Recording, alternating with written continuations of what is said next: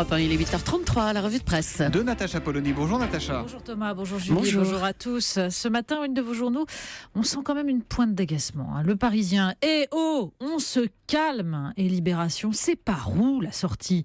Mais les Échos douchent tous les espoirs. Loi travail, pourquoi le conflit va encore durer? Pendant ce temps, l'édition européenne du magazine Politico nous montre un homme en chemise à carreaux et bottes en caoutchouc devant un immense tas de fumier pour nous raconter la destruction de l'agriculture paysanne par la modernité industrielle et son exigence de rentabilité immédiate. L'angoisse muette du paysan français. Comment ne pas commencer avec le conflit CGT, gouvernement épisode 8513? Voilà, alors on pourrait vous citer ce matin les innombrables conjectures sur la responsabilité de Manuel Valls, sur l'éventualité d'une réécriture. On pourrait même commenter la tribune hallucinante publiée dans Libération par une cinquantaine d'universitaires pour nous expliquer que le suivisme et la lâcheté médiatique ont permis au ministère de l'Intérieur de faire passer pour des casseurs les charmants jeunes gens qui ont attaqué une voiture de police, non pas avec une barre de fer, mais avec un bout de plastique. Un bout de plastique inoffensif, donc.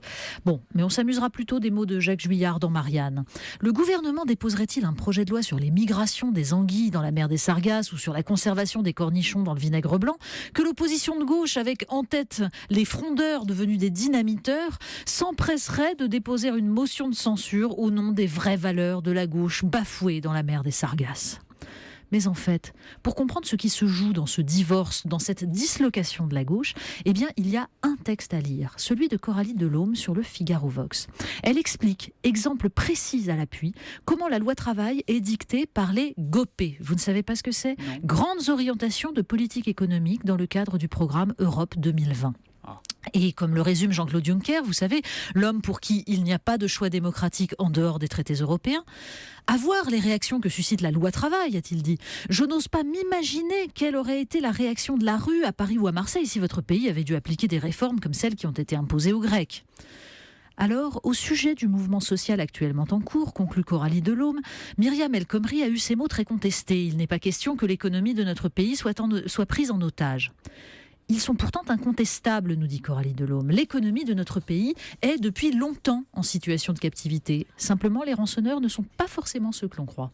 Il pourrait recevoir le Gérard de l'ex-footballeur barbu, aigri, qui dit n'importe quoi, c'est Eric Cantona. Ah oui, parce que là, c'est stratosphérique. C'est quand même... Bon, alors c'est le dernier émoi dans la planète football, c'est dans l'équipe, c'est aussi dans Libération, dans le Parisien, parce que ça valait le coup. Et en fait, c'est une interview donnée par Eric Cantona au Guardian pour s'étonner que Karim Benzema et Hatem Ben Arfa, selon lui, les deux meilleurs joueurs en France, aient été écartés de l'Euro.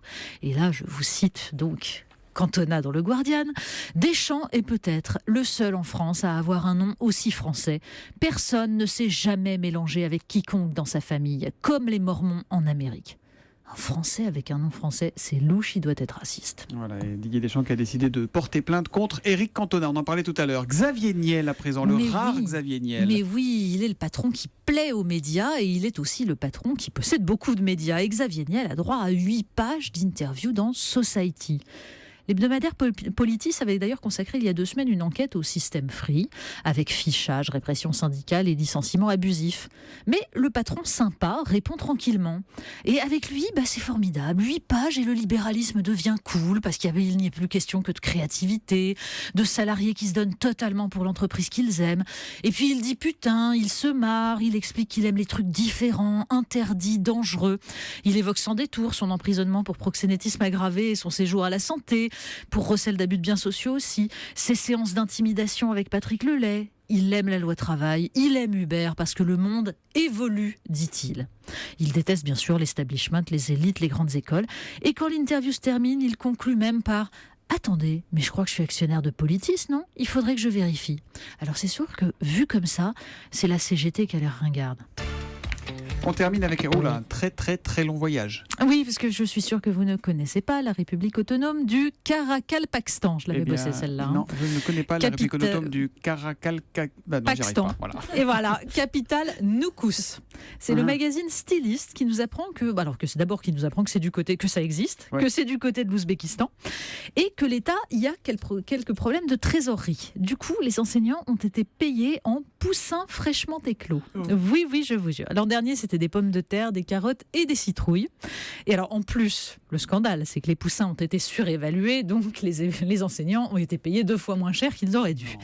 Oui, il faudrait en fait informer Jean-Claude Juncker à la prochaine fois qu'il se demandera de quoi se plaignent les Français.